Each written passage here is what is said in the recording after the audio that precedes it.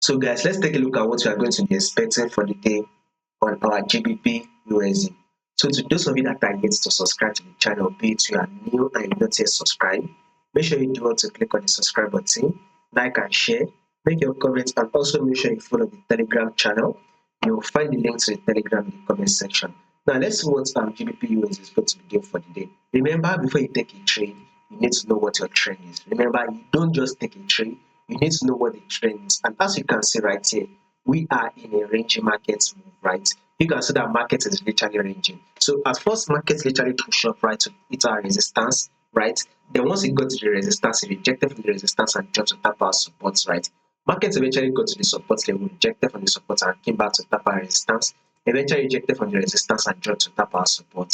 Market eventually rejected from the support level and came back to tap our resistance. Then it dropped, rejected from the resistance and dropped to tap our support. Market eventually rejected from the support level and came back to tap our resistance. Now at this resistance level, right, we will be expecting market to actually reject and drop to tap our support level. So this is to tell you that for the long run, if you want to do anything on GBP USD, you would want to be going for the sell, because in the long run, GBP USD is actually going to give another sell that will drop to hit our support level. That movement will be about nothing less than 260 pips. So guys, you will be grabbing nothing less than 260 pips on this GBP USD if you can go in for the sell and not just sell position. So if you can look to go in for the sell and hold it for the next 2 months, right?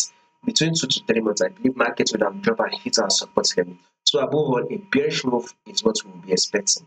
Now the question is, could there be changes to this prediction I just did? Yes, there could be changes. But if there will be any changes to this prediction I just did, I'll make sure I do the updates and let you guys know. So if you do not want to miss out on your updates, make sure you subscribe, like, and share, make your comments, and also follow the Telegram to stay updated.